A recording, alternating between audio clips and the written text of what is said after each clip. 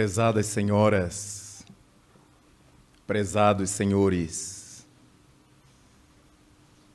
meus queridos irmãos, membros da mesa dirigente dos trabalhos,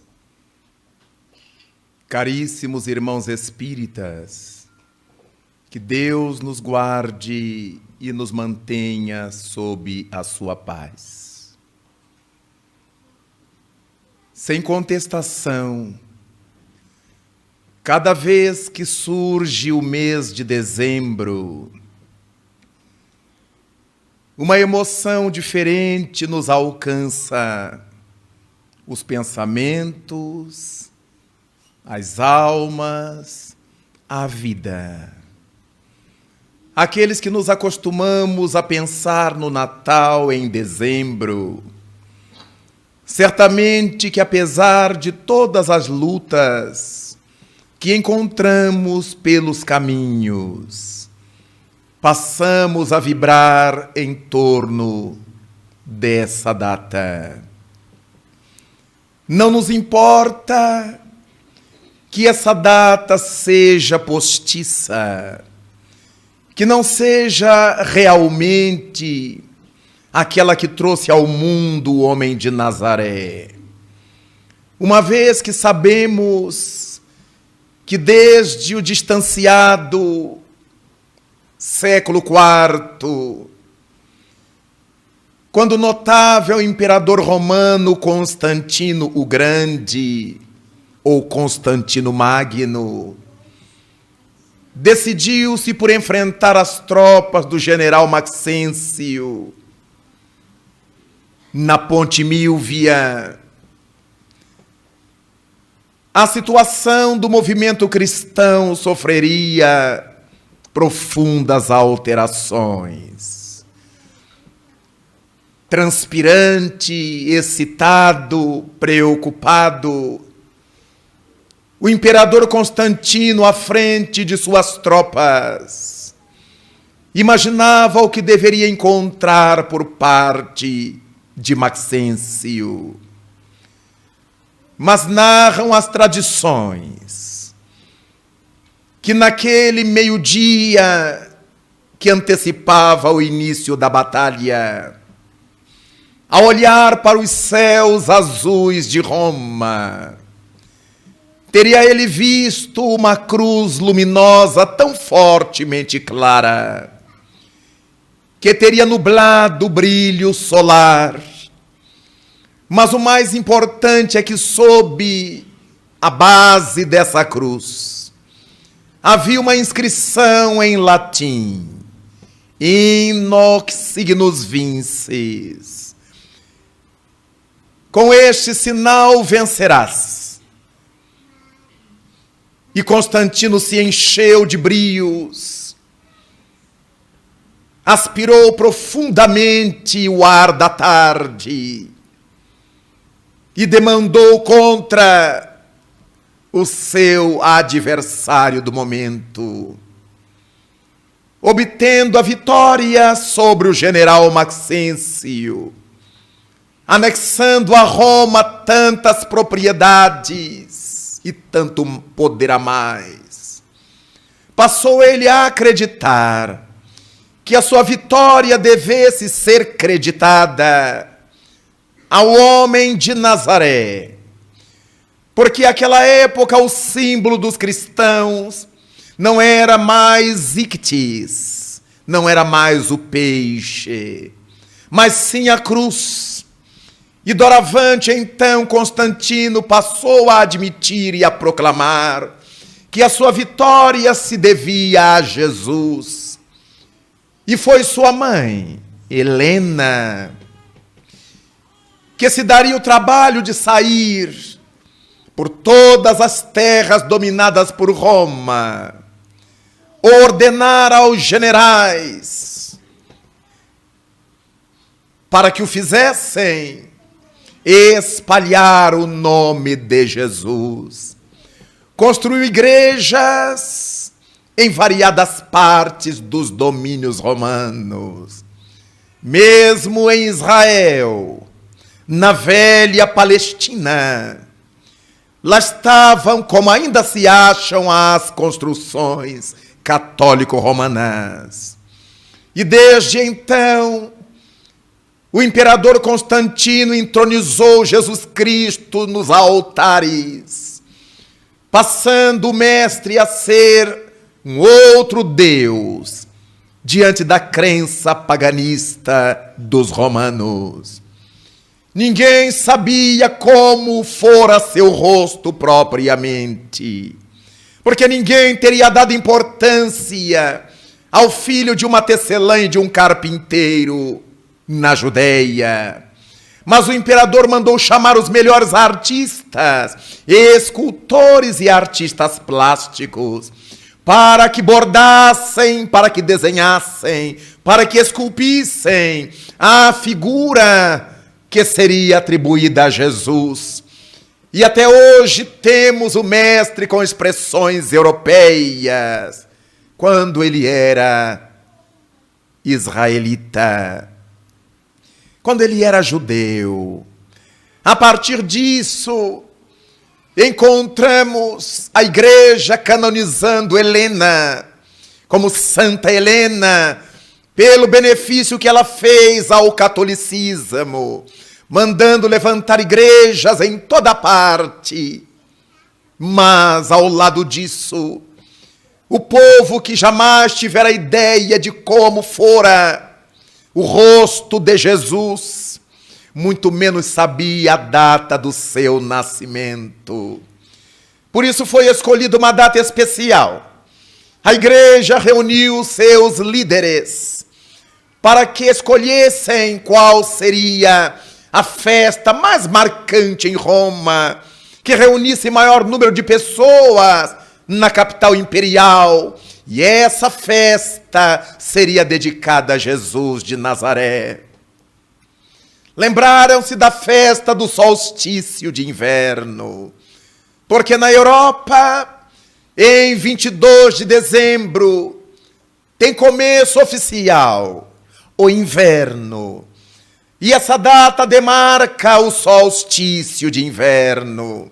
Nessa data, as festas do Império Romano, as festas do povo, tomavam como base as homenagens ao deus Apolo, na Grécia, conhecido em Roma como deus Febo.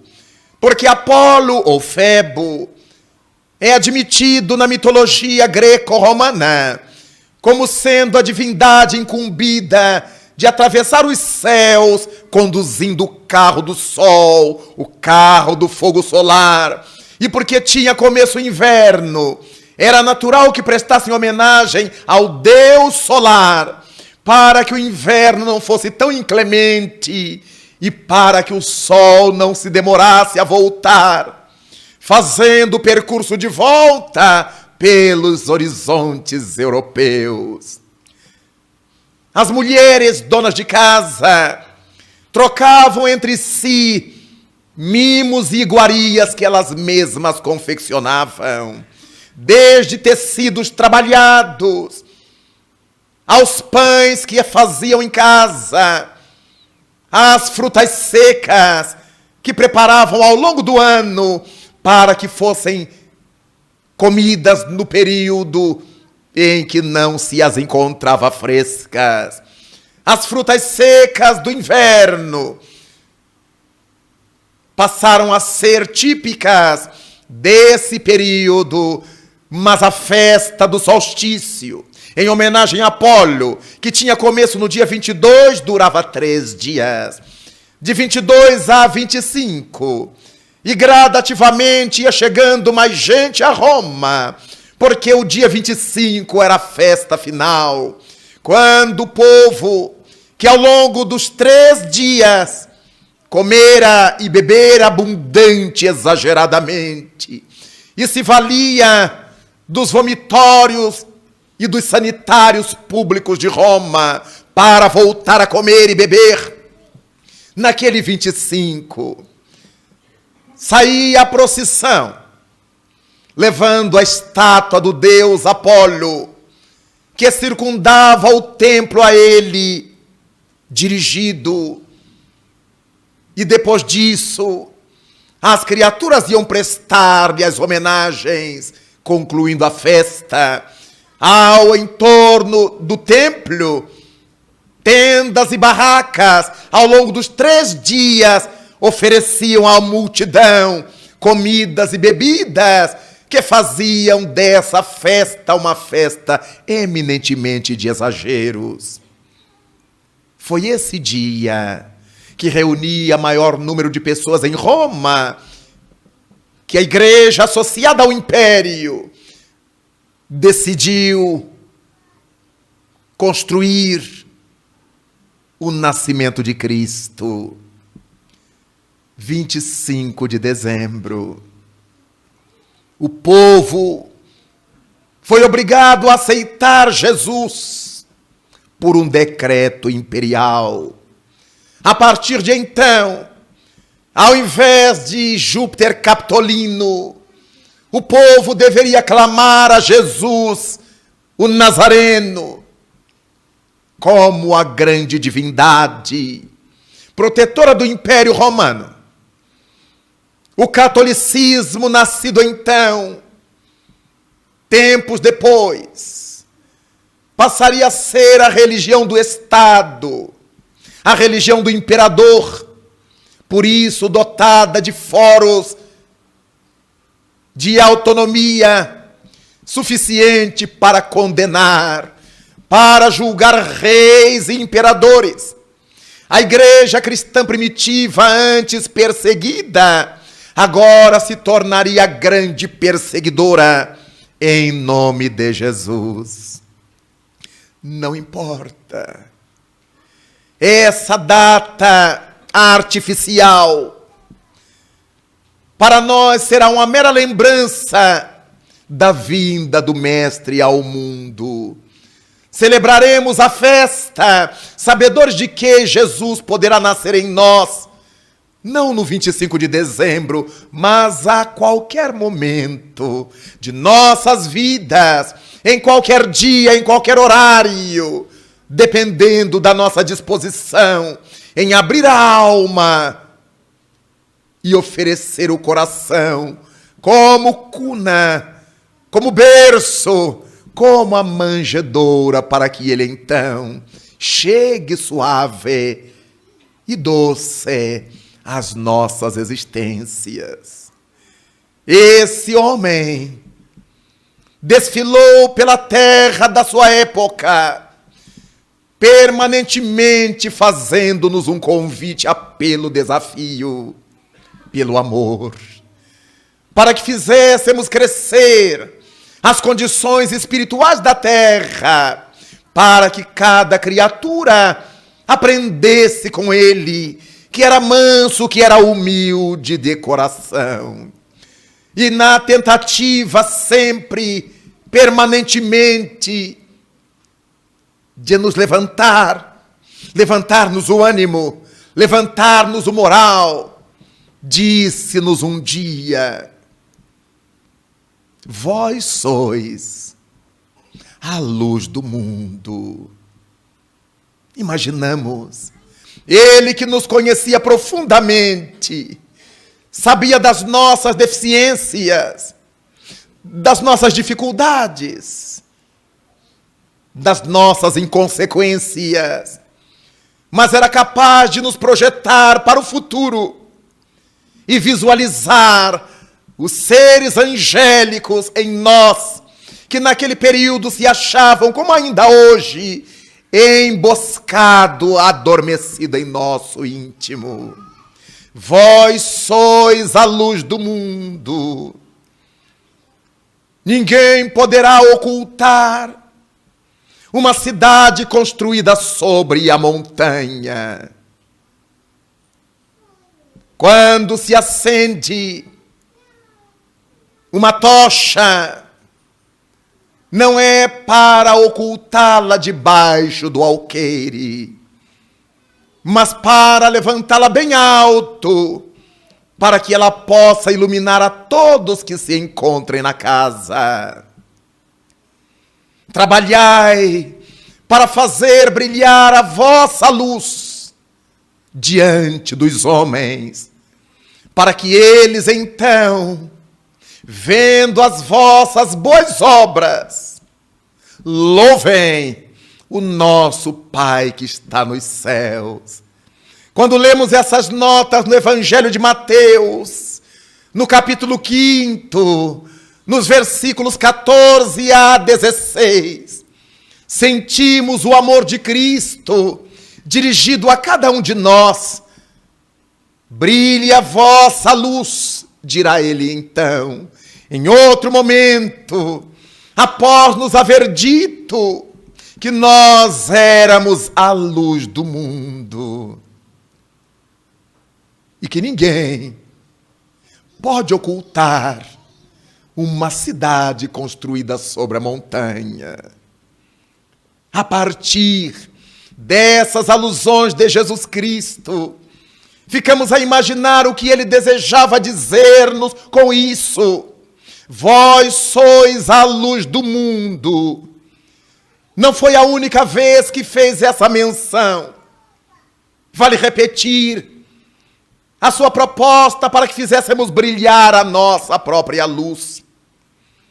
Mas quando Jesus nos disse isto, nos recordamos de que logo depois, Paulo de Tarso, ao escrever aos Efésios, também dirá no capítulo 5 dos cristãos de Éfeso: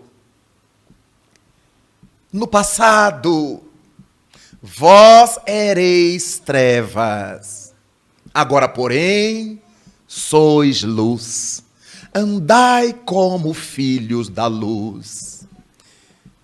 É que geneticamente os filhos se assemelham aos seus pais. Os filhos têm os mesmos trejeitos dos pais, a fisionomia dos pais na grande parte das vezes. Falam como seus pais, se movem como eles. E naturalmente, se somos nós filhos de Deus, da grande luz, do Pai Celeste, seria importante que, sendo lucigênitos, gerados pela luz ou nascidos da luz, nós possamos então caminhar pela terra como alguém que nasceu da luz. E quem nasce da luz não tem outra opção senão espalhar claridade por onde quer que se movimente. Mas quando nos lembramos de que Jesus Cristo afirmou sermos nós a luz do mundo, naturalmente não fez menção à lâmpada de filamento de Thomas Edison, não fez menção às candelas, às velas acesas, nem às tochas fumarentas de todos os tempos da história. A luz a que ele se reportava era essa claridade mental, essa lucidez que a alma vai conquistando na medida em que progride nos conhecimentos das leis de Deus. Mas, afinal de contas, em O Livro dos Espíritos, quando Allan Kardec estuda da lei divina ou natural, abrindo o conjunto de 10 leis morais, que ele então receberá dos Espíritos a informação, ao perguntar de que se constitui a lei divina, a informação de que as leis divinas se compõem de 2 faces. As leis que regulam o mundo físico e as leis que orientam a vida da alma. As primeiras são chamadas de leis físicas ou leis materiais, e as outras leis morais, porque se referem à vida da alma na terra, e a vida da alma na terra é profundamente vinculada aos valores morais que ela adota. A partir disso, passamos a compreender Por que é que Jesus Cristo asseverava que não se pode esconder uma cidade construída sobre a montanha? Quer dizer que na medida em que nós cresçamos, que nós evoluamos, será impossível que alguém não nos veja, que alguém não nos identifique, não identifique essa luz mental que cada qual de nós conduzirá. Mas quando pensamos nessa luz nossa, que em nós deverá brilhar, brilhe a vossa luz. Da mesma forma, não era qualquer luz fisicamente considerada, mas essa luz espiritualmente admitida, essa luz entendimento, essa luz profundidade, essa luz que vai nos ajudando nas relações uns com os outros, nas relações nós com o mundo. É luz entendimento, luz maturidade. O que fez Allan Kardec dizer mais tarde que para entender-se o espiritismo não era necessário diploma acadêmico, mas maturidade do senso moral. Maturidade do senso moral é luz na mente, é luz na alma. E quando pensamos nisso, como é importante verificar a dificuldade que temos para fazer brilhar a nossa luz. Dos dois lados.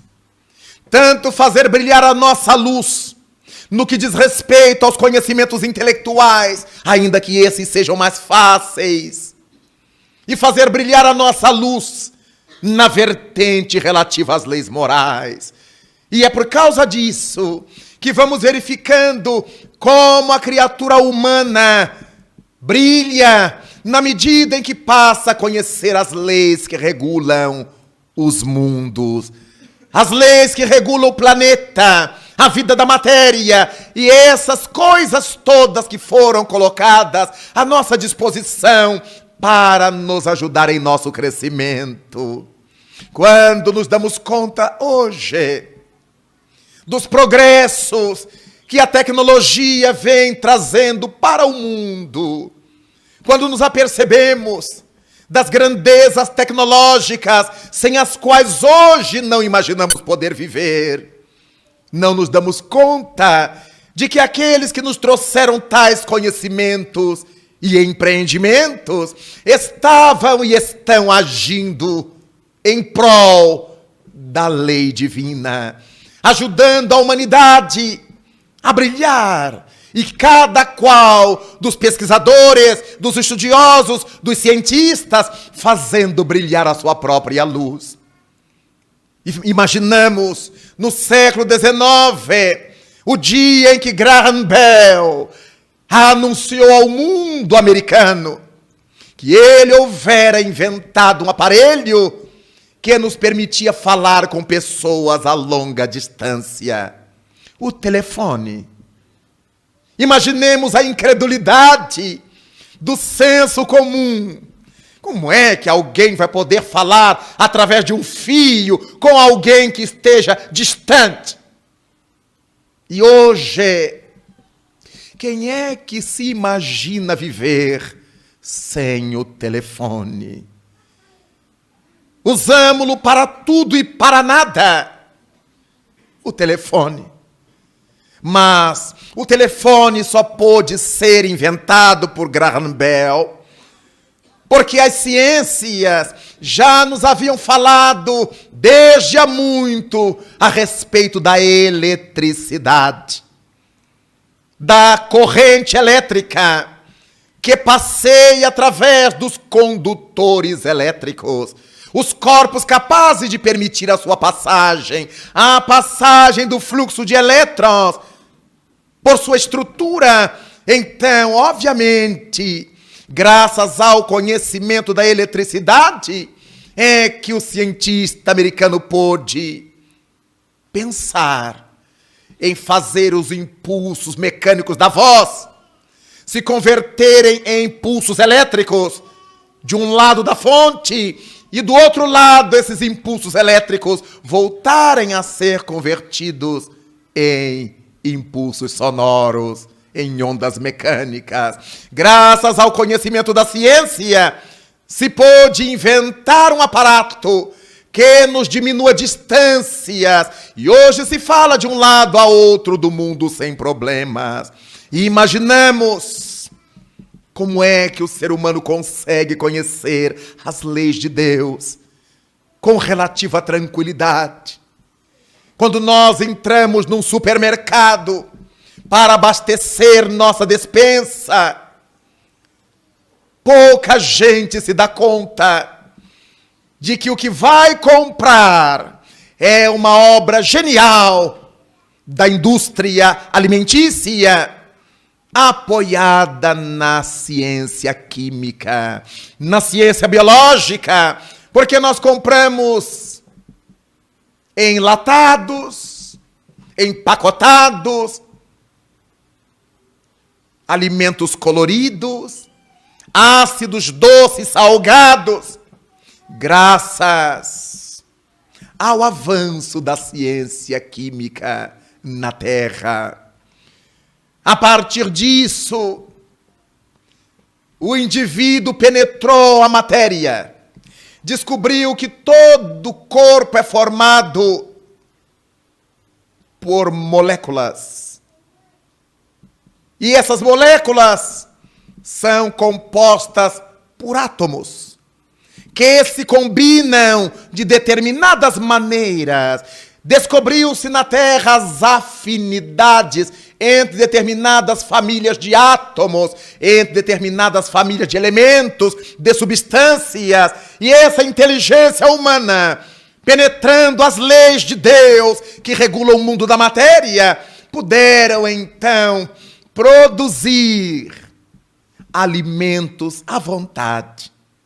E aqueles que a natureza por si mesma nos dá, desde as sementes, as frutas, desde os grãos, as carnes, tudo isto vai trabalhado pelos produtos químicos. É por isso que compramos carnes em conserva. É por isso que compramos azeitonas em conserva. Porque se não fosse assim, elas não sobreviveriam. É por isso que compramos tantas coisas em conserva. Guardamos os tomates, guardamos os temperos para a nossa culinária. A dona de casa tem tudo isso devidamente armazenado com um período de validade. Porque os produtos químicos sofrem transformação ao longo do tempo. E nós dizemos assim, azedou, porque ele se converteu. Deu bolor, porque ele se alterou. Graças a isto, verificamos como é bonito, importante a criatura humana penetrar as leis que regulam o mundo físico para que a gente pudesse viver melhor na Terra. Graças a essa lucidez intelectual humana, nós nos alimentamos com tanta facilidade na Terra. Surgiram os adubos químicos e essa mesma inteligência humana hoje discute a respeito de sua validade na escala em que vinha sendo usado, exatamente pensando na saúde humana. E essa reflexão em torno da ecologia e da saúde humana, que faz parte desse contexto, se deve ao conhecimento das ciências biológicas e química para o bem-estar da criatura humana. Quando nós hoje tomamos de um telefone celular, de um aparelho de som, de um MP3 e assemelhados, ficamos estupefatos. Como pode um pedaço de matéria, um pedaço de metal, guardar centenas de músicas, de mensagens, de textos? Nos recordamos, aqueles que temos um pouco mais de 25 anos, dos long plays de vinil imensos, que hoje são obra de luxo e caros, que nós comprávamos 78 rotações por minuto, o LP. E hoje, quando falamos em LP para a moçada, eles ficam nos olhando, eles não sabem se é algum nome de doce, se é alguma marca de carro. LP é nos long plays.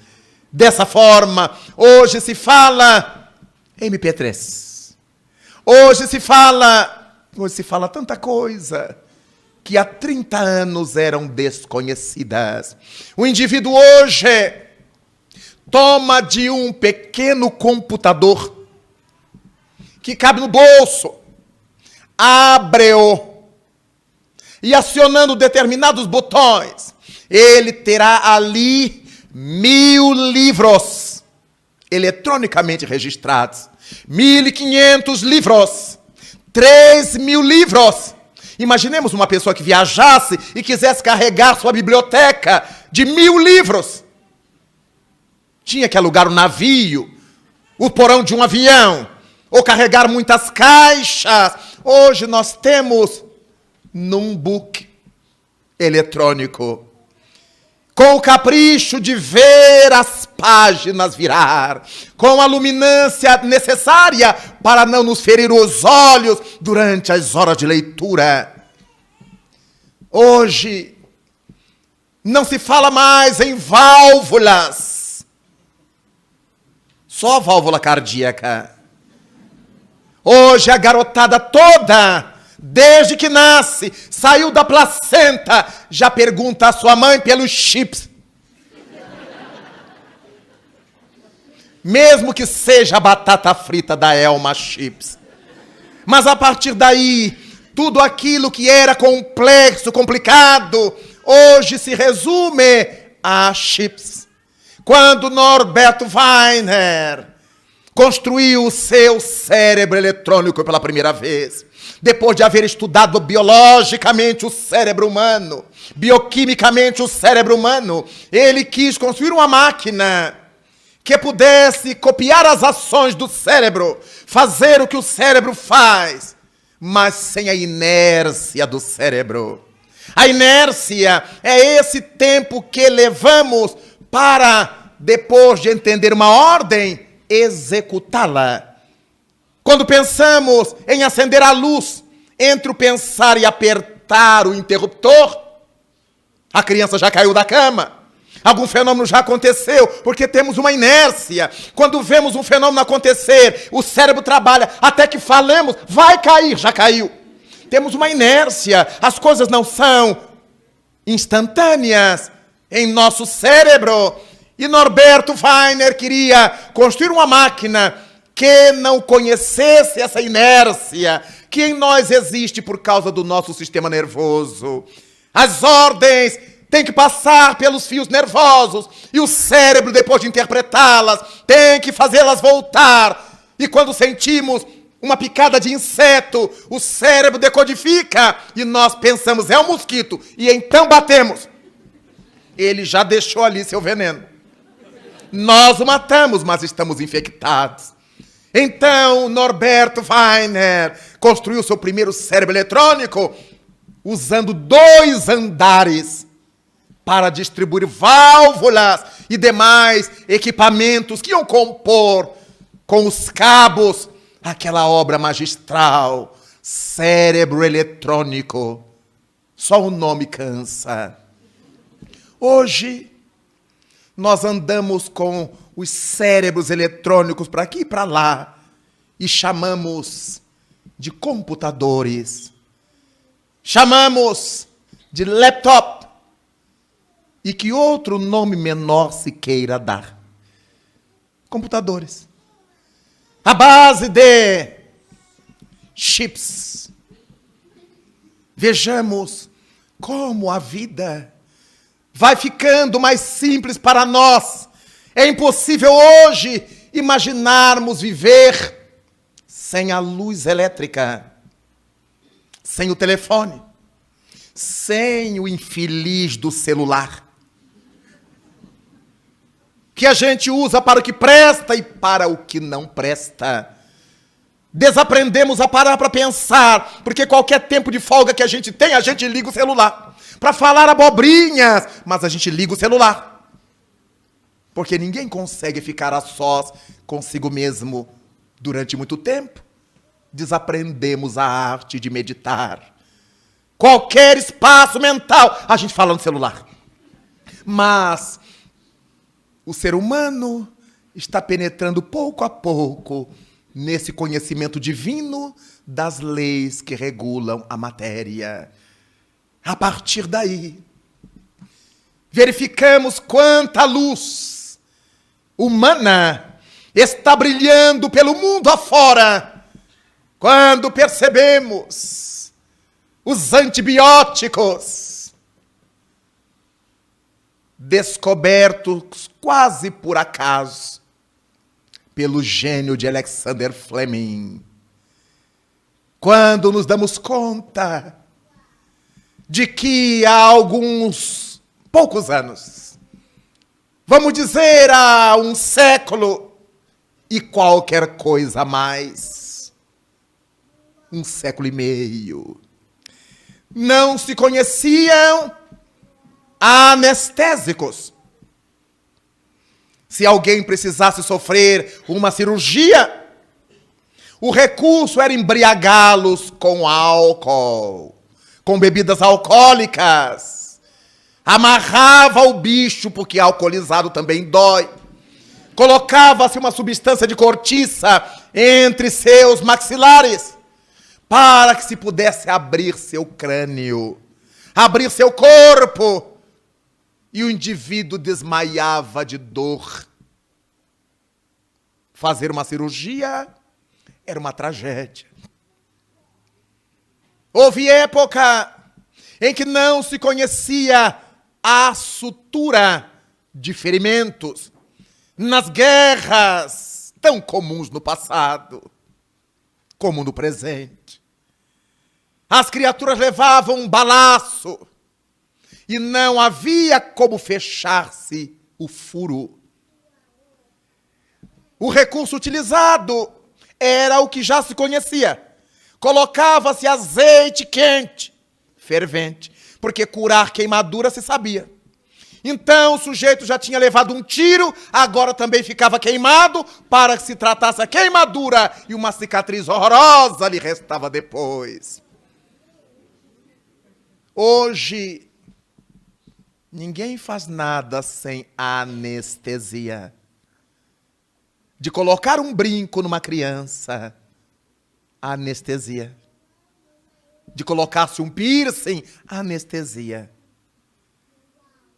Qualquer coisa, anestesia. As nossas crianças hoje vão ao consultório dentário, elas não sabem que estão sendo anestesiadas com uma goma de mascar ou com uma bola de soprar. A substância lhe penetra pelas papilas gustativas e lhe anestesia a região que os dentistas precisam trabalhar. O progresso humano. Na medida em que a humanidade foi deixando de necessitar das dores daqueles matizes, as ciências foram descobrindo e ou inventando os produtos capazes de nos retirar a dor. O conhecimento das leis de Deus que regulam o mundo físico. É graças a esse conhecimento científico da física, da matemática, da astronomia, que mandamos hoje os foguetes para o espaço além da Terra. E calculamos matematicamente por que ângulo eles devem sair da Terra para que possam perfurar a atmosfera. Como é que eles têm que entrar na órbita da Terra para depois sair? E qual é o ângulo no qual o foguete deverá voltar à Terra para penetrar a atmosfera e cair no lugar calculado? Se o ângulo não for devidamente correto, a nave ricocheteará na atmosfera, que lhe oferece resistência, e se perderá no espaço e nunca mais voltará. Como é que nós sabemos que os estudos humanos estão corretos? Que os cientistas entenderam de fato a lei de Deus científica? Porque os foguetes entram na Terra de volta. Nenhum ser humano ficou rodando no espaço depois de ter sido levantado no foguete para além da Terra. Porque quando dizemos, dentro de tantos dias, o planeta tal estará na conjunção com o planeta qual, e haverá um eclipse lunar, solar, pode esperar, porque vai.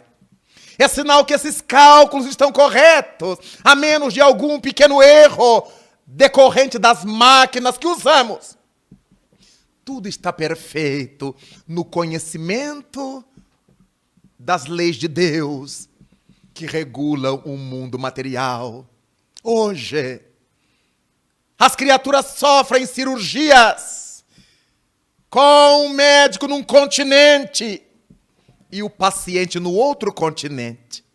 Graças ao computador, mandamos mensagens daqui para o Japão, para a Coreia, e a criatura lá recebe online, passando apenas o tempo de propagação da energia elétrica. Mas graças a um invento humano, os satélites, que são colocados em torno do planeta como se fossem espelhos eletrônicos. A onda eletrônica sai da Terra e alcança esse satélite, esse espelho eletrônico, entre aspas, que capta aquela imagem, entre aspas, e projeta para o outro satélite, que manda para o outro satélite, até que aquele manda para a estação japonesa ou do Japão para a América, em fração de segundos. O gênio humano. Vós sois a luz do mundo, e não se pode esconder uma cidade construída sobre a montanha. Mas em outro momento, afirmou Jesus, já não tendes ouvido que vós sois deuses, espíritos, e tudo quanto eu faço, vós podereis fazer. É tão importante pensarmos nisso, para que possamos avaliar o tempo que estamos perdendo de penetrar as leis de Deus, que regulam o mundo físico, o mundo material, quando temos preguiça de estudar, quando temos ojeriza de ler, retardamos nosso atraso. Vivemos num mundo, consumimos coisas e não colaboramos para o mundo nem para o aperfeiçoamento das coisas. Somos parasitas, usufruímos sem a honra de colaborar com Deus na obra da criação. Em o livro dos Espíritos, quando os Espíritos respondem a pergunta 132 de Allan Kardec, acerca do objetivo da encarnação. E eles dizem que para uns é missão, para outros é expiação, mas a encarnação tem outro papel: preparar a criatura humana para que ela assuma a parte que lhe cabe na obra da criação. Quantos lugares onde ontem corria o rio, e para beneficiar a cidade, a inteligência humana desviou o curso desses rios. Calçou o leito desses rios. Criou novos braços para esses rios, a fim de irrigar outras terras. O gênio humano conseguiu apropriar-se do deserto de Negev, em Israel, e produzir pomares. Quando pude vê-lo, emocionei minhas lágrimas. Onde eram areias, aparentemente sem vida, a água faz explodir uma floresta verde, um pomar de pomos e de flores. Quando vemos hoje no Brasil as margens do São Francisco, no Nordeste, a irrigação produzindo flores, frutos, a produção exportada, ficamos a imaginar que de fato somos deuses. O que é que nós não poderemos fazer quando nos antenarmos para a outra vertente das leis divinas?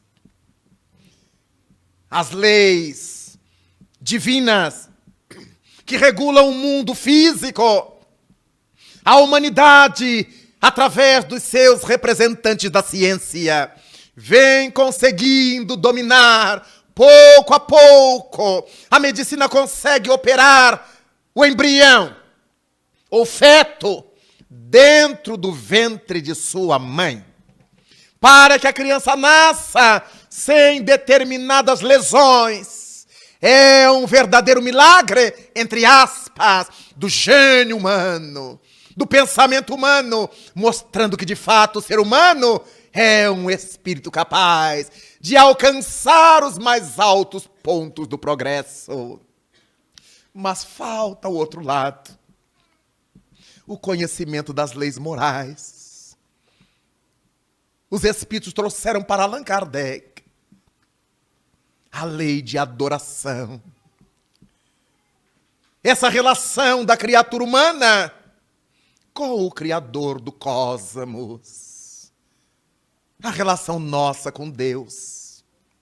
Mas tantos que estão de posse dos segredos da ciência, porque andaram se indispondo com representantes das religiões institucionalizadas, resolveram ficar de mal com Deus. Mas eles não sabem que Deus nem liga para isso. Continua abrindo as comportas do seu amor para que materialistas e ateus continuem a fazer o bem, imaginando que podem tudo responder através da matéria. Um dia eles então chegarão à conclusão de que o que se faz sem a ideia de Deus se fará muito melhor quando a ideia de Deus iluminar a nossa intimidade. Encontramos criaturas capazes de inventar remédios, vacinas, alimentos e tudo mais, mas em estado de desespero, também é capaz de se suicidar. Em estado de desespero, é capaz de matar. Em estado de angústia, é capaz de mergulhar em depressões profundas que lhe aniquilam a vontade. Bastaria olhar para outra vertente, para que as leis que regulam o mundo físico fossem iluminadas pelas leis que regulam o mundo moral. E agora aquela criatura saberia melhor usar seus inventos e descobertas em prol de um número maior de seres e em prol de si mesmos. É desse modo que podemos compreender como é que o gênio humano, desde os tempos gregos de Leucipo e de Demócrito, admitiram que existe uma menor porção de matéria, e os dois chamaram de átomo. Do grego, a partícula A, que quer dizer não, como em acéfalo, como em anestesia. E tomos, que quer dizer partes, como temos num livro tomo 1, tomo 2, tomo 3, tomo A, tomo B, tomo C. A parte do livro as partes que o compõem. Então, átomos quer dizer o não partível, o que não se pode mais partir. Mas isso era no tempo de Leucipo e de Demócrito, antes de Cristo.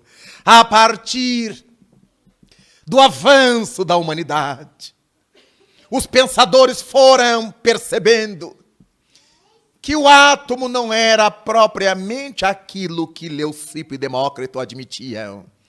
Descobriu-se o átomo do hidrogênio de número atômico 1. Há um próton, e em torno desse próton um elétron que gira. Logo, tem muita complexidade nisto. Um núcleo atômico, o núcleo do átomo, por si só, já diz que o átomo não é átomo. Até que Niels Bohr, na Dinamarca, criou um modelo para o átomo. Esse que nós conhecemos, que toda criança aprende na escola. Uma bolinha é o núcleo e aquela circulação pontilhada com outra bolinha menor representa o elétron que gira em torno. Mas de acordo com o elemento, seu átomo tem mais elétrons à sua volta. Logo, o átomo concebido por Leucipo e por Demócrito perdeu lugar. Mas por que a gente continua chamando de átomo o que não é átomo? Por tradição. Chamamos de átomo sabendo que ele não é átomo. Descobriu-se no núcleo do átomo a existência de prótons, de nêutrons. Descobriu-se a existência de mesons. Então, dentro do núcleo, já tem um monte de partes. E quando se imaginou com a microfísica que se havia descoberto quase tudo, a criatura humana conseguiu partir um próton. Ele nem sabia que tinha alguma coisa dentro do próton. Dentro de cada próton, que é uma subpartícula atômica, há 3 quarks. Meu Deus!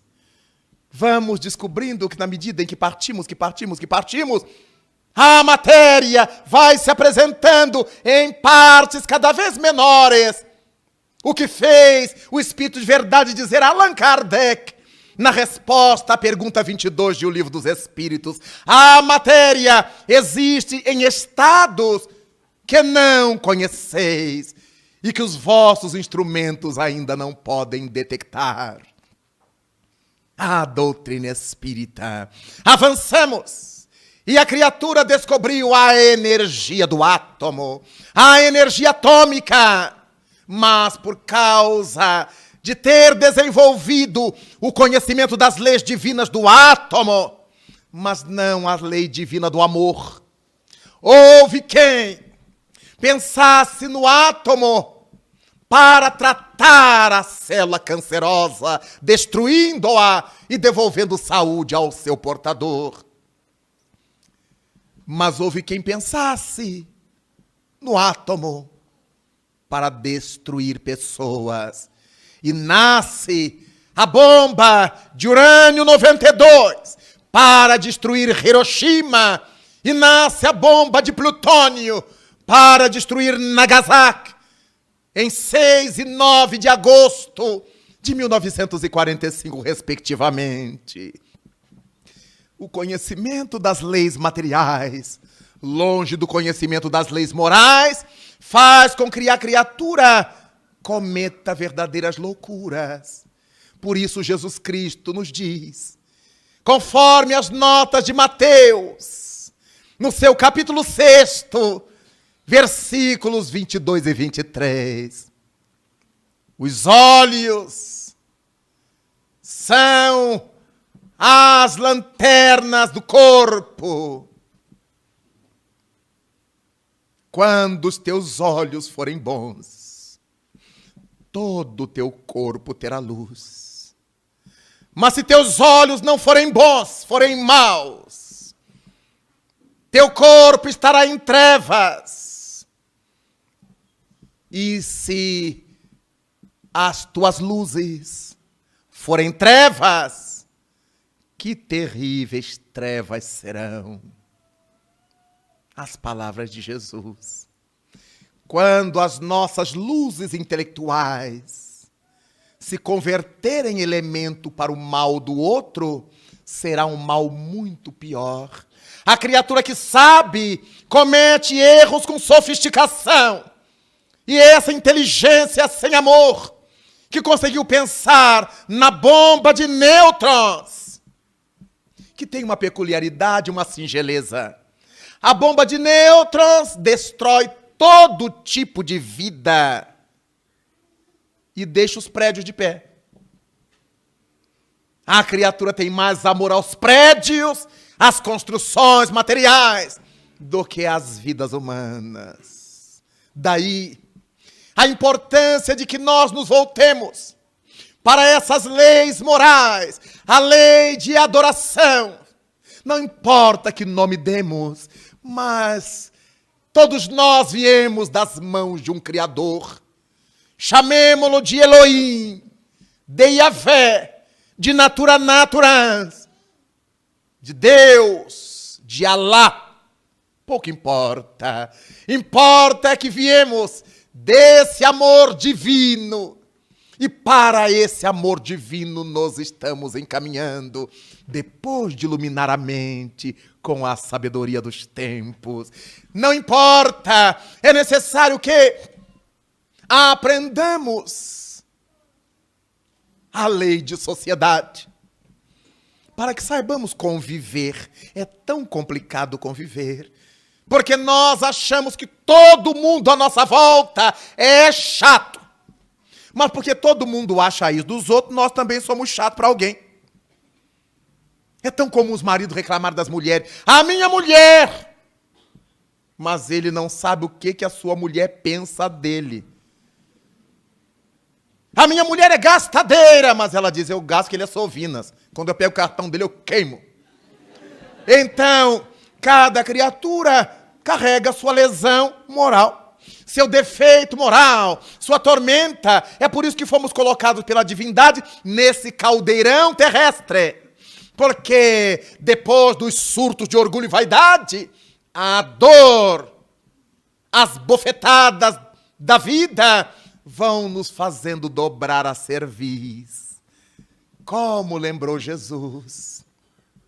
Ah, Jerusalém, Jerusalém, tu que matas os profetas e que apedrejas aqueles que te são enviados.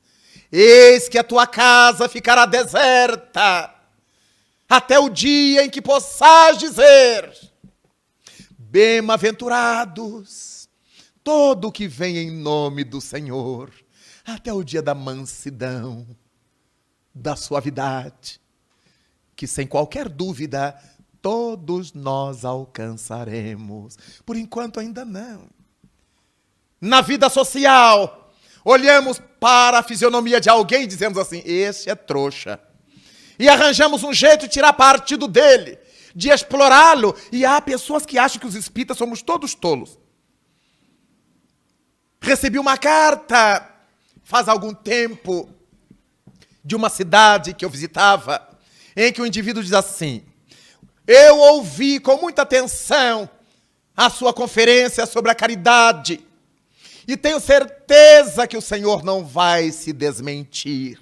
Por isso eu preciso que o Senhor arranje aí com seus irmãos 6.000 reais para eu montar a minha oficina. Eu digo, coitadinho, se eu arranjar 6.000 reais é para minhas crianças. Eu faço uma caridade bem maior do que montar a oficina para um homem adulto que sabe ele próprio pedir. Mas a criatura imagina que nós, os espíritas, temos que ser tongos, débeis mentais. Mas há espíritas que são. Completamente.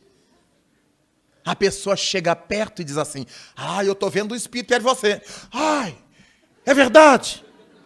Parece que nunca ouviu falar em espíritos e que nós estamos cercados por eles. Aí se chegar um outro espertalhão e disser assim, você é médium. E aí a gente não come mais, não dorme mais.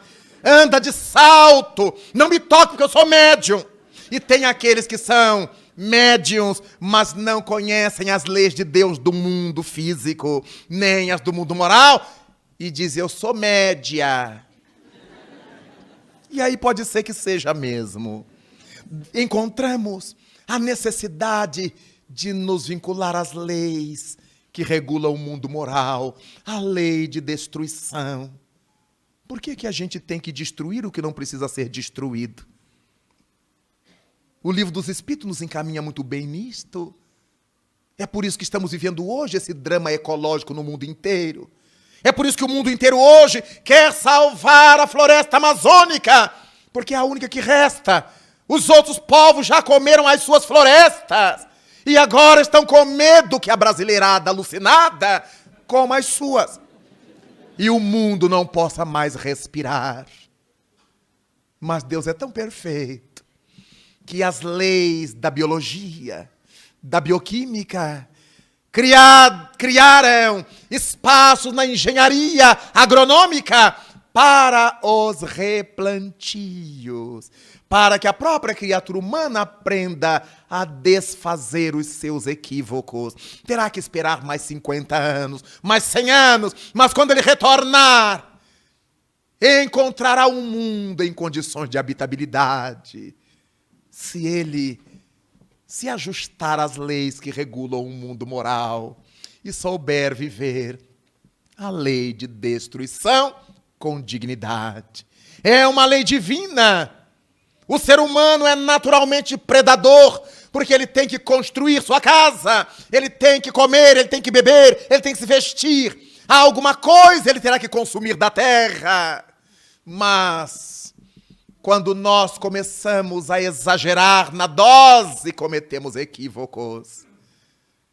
Aí encontramos pessoas que matam os animais para fazer uma roupa de couro. Mas nós temos algodão, nós temos cânhamo, nós temos linho, nós temos seda. Por que temos que matar os bichos para fazer a nossa roupa?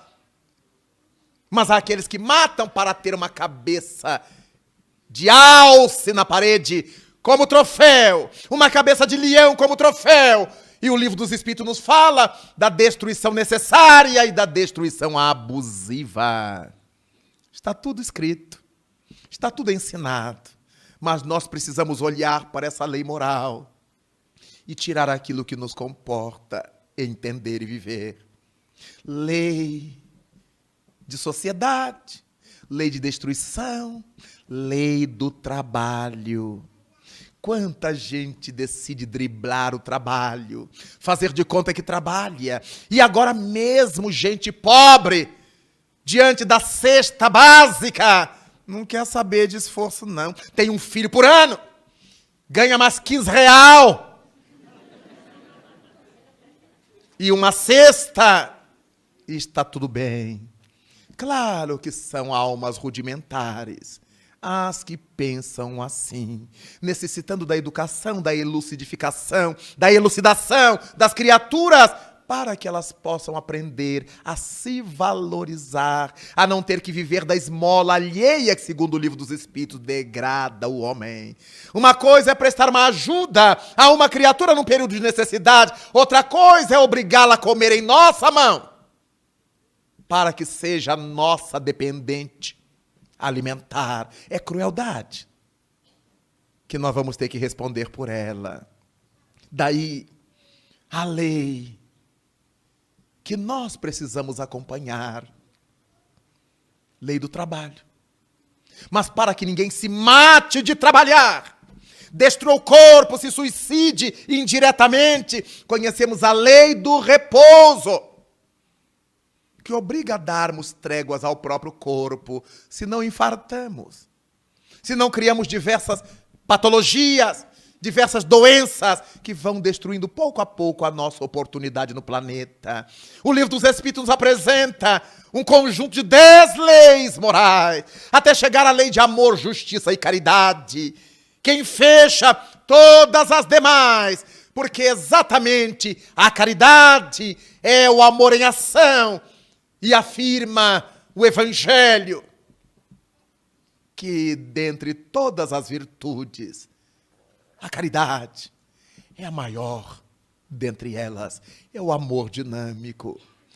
No dia que nós nos voltarmos para esses dois lados, entenderemos o Espírito Emmanuel a nos dizer que para nos elevarmos a Deus, são necessárias as duas asas simbólicas. A asa do conhecimento material, intelectual.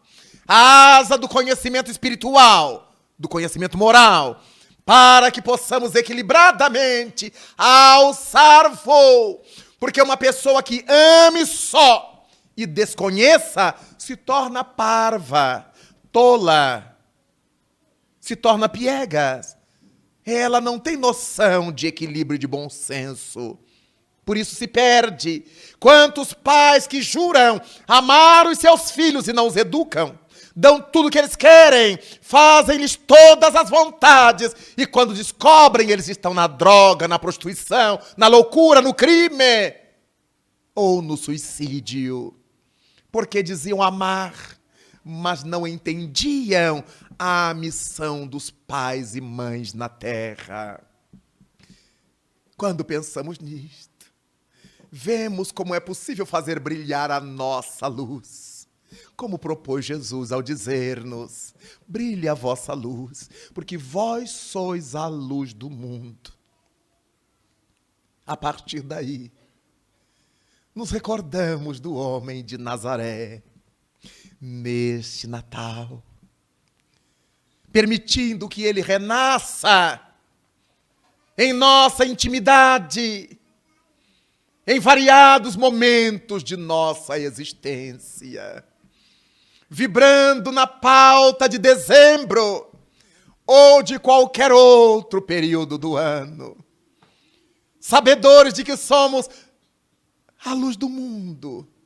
Onde estivermos, nos cabe iluminar com o que sabemos intelectualmente, com o que sentimos emocionalmente, com o que sabemos moralmente, com o que entendemos tecnicamente.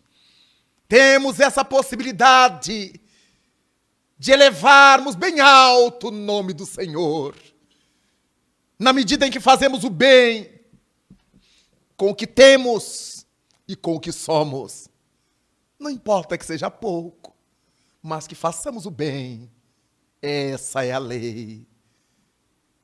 Por isso nos disse Jesus que quem não consegue ser fiel nas mínimas coisas, jamais conseguirá ser fiel nas coisas maiores. Comecemos hoje, para ensinar nossos filhos a ecologia, que hoje está sendo discutida na velha Europa.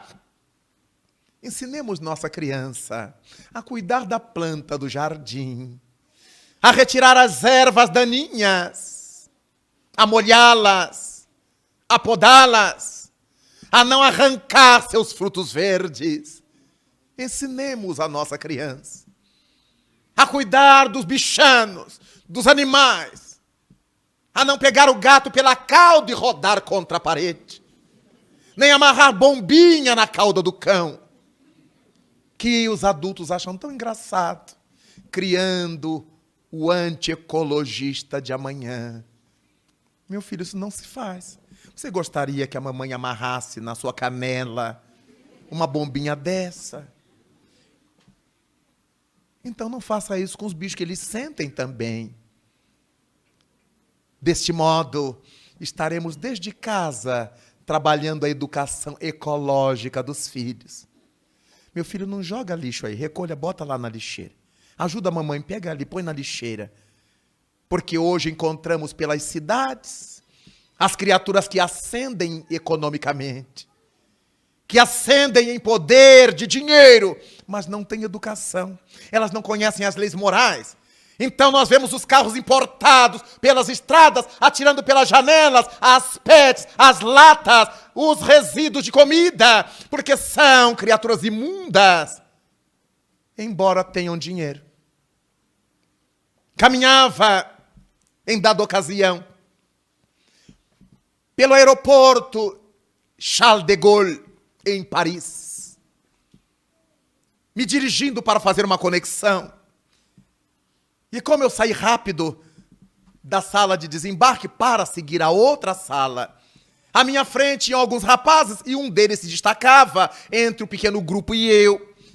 Loiro, de olhos azuis, com a sua mochila às costas, cabelos largos. E dali a pouco, eu escutei que ele limpou a garganta. Eu digo, o que faz? O aeroporto todo de mármore, e ele não conversou. Largou uma cusparada na parede de mármore. Eu disse, ai, Jesus, o senhor me segura que eu vou baixar o tupiniquim. Eu não posso ver uma coisa dessa sem falar alguma coisa. Aí apressei o passo. Como estávamos em Paris, imaginei que ele fosse francês, e o era. E falei com ele no meu francês arrastado. Eu digo, meu irmão, s'il vous plaît, olha lá. E ele ficou vermelho.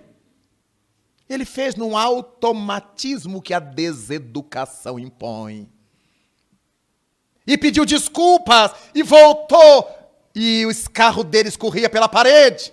Ele abriu a mochila, tirou uma camisa amarrotada e limpou aquilo. Eu falei, então, merci beaucoup.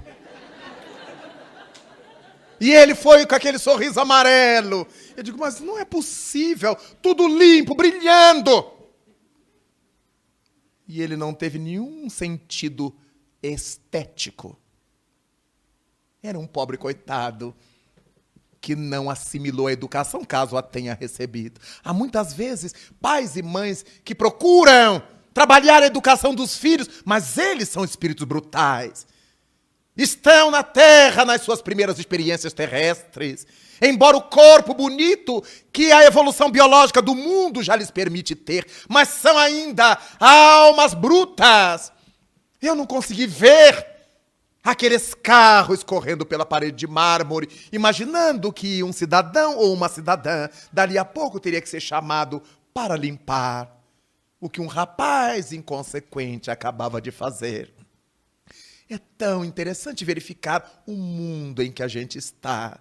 Muita gente diz assim, eu não vou falar nada, que nem meu parente, nem meu filho, nada disso. E aí todo mundo se clausura no seu orgulho, que a gente tem medo de receber uma má resposta. Mas se a gente receber uma má resposta, terá deixado uma boa mensagem, que a pessoa nunca mais esquecerá. Vós sois a luz do mundo. Os olhos são os archotes do corpo. Quando os teus olhos forem bons, todo o teu corpo terá luz. Mas se os teus olhos forem maus, terás trevas no corpo. E toda treva que produzas será uma triste treva. Aprendemos com Jesus que quando nós sabemos, somos mais responsáveis. Temos o conhecimento do que nos prega o doce evangelho do reino, o lúcido evangelho do reino, o firme evangelho do reino, para que possamos viver uma vida inteira de dignidade. O Espírito André Luiz escreveu isto pelas mãos da mediunidade. Uma semana de conhecimento evangélico à luz do Espiritismo é o suficiente para toda uma vida de dignidade, no seu livro Agenda Cristã. A partir daí, quantas semanas nós já temos de interpretação evangélica à luz do Espiritismo? O Espírito Emmanuel, no pequeno livro Opinião Espírita, escreveu que se em 3 anos de Espiritismo não sentirmos que melhoramos em algum ponto, é porque estacionamos nesta encarnação. 25 de dezembro. O mundo se dobra para homenagear o celeste nascituro. É natural pensarmos que aqueles que não conhecem a Jesus continuam se reunindo como os velhos romanos para homenagear seus deuses pagãos. O dinheiro, o poder econômico, o poder político, o poder mundano. E foi por isso que o Cristo asseverou: eu não aceito as glórias que vêm dos homens. As glórias maiores e melhores são aquelas que nos são plantadas na alma pela consciência de paz. É Natal. Reunamos em torno do nome de Cristo a nossa família. Alimentemos a nossa ceia na confraternização familiar.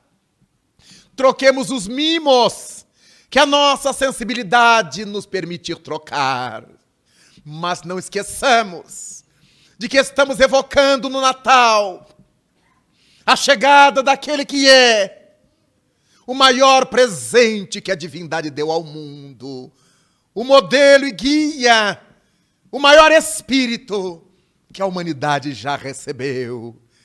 E quando pensamos nesses ares de Natal que renovam nossas vidas, no bimbalhar dos sinos simbólicos da noite santa, permitamos que nossos corações se abram como a legendária gruta de Betlém de Judá, e nela possa o Senhor voltar para converter nossas vidas num cântico de felicidade. Vós sois a luz do mundo. Conforme nos canta Mateus 5, 14 e 16. Reflitamos nessa proposta de termos luzes no cérebro e incendiar de luz o coração, a fim de que as duas asas do progresso, intelectual e moral, desenvolvam nossa bagagem espiritual. E nós, imensamente agradecidos, ajoelhados simbolicamente diante do altar da natureza, cantemos ao homem de Nazaré a nossa mais sentida emoção, dizendo-lhe: louvado sejas, Senhor Jesus, na glória imortal do lar celeste, pelos bens que nos trouxeste no evangelho da nossa redenção, na tarefa renovada que o teu olhar nos consente. Hoje, de espíritos reverentes, nós rogamos pelo teu amor. Pobres cegos, que desde há milênios estamos fugindo à luz a qual nos elevas, hoje, Senhor, a nossa oração rompe as trevas. E, se possível, vem para retificar os nossos passos, de modo que trilhemos a estrada corrigida. Vem sustentar nossa vida, nossa lida, na fonte inesgotável do eterno bem. Dá-nos, Jesus, tua bênção. Bênção que nos renova, que nos conforta, para que a tua doutrina santa, esse imbatível consolador, vibre pura, viva dentro de nós. Faze, Senhor, com que nós todos nessa caminhada incessante, a cada dia, a todo instante, possamos ouvir tua voz. Ampara-nos a esperança, socorre a nossa pobreza e liberta a nossa alma ainda presa de tanto erro nessa multissecular imperfeição. Mestre Celso, agora que é Natal, ensina-nos a guardar-te, longe de todo mal, com unção, com devoção e com inesgotável gratidão, na intimidade singela, nada obstante sincera, do nosso próprio coração. Muito obrigado, mestre amado. Obrigado, Pai da vida. Muito obrigado, senhores.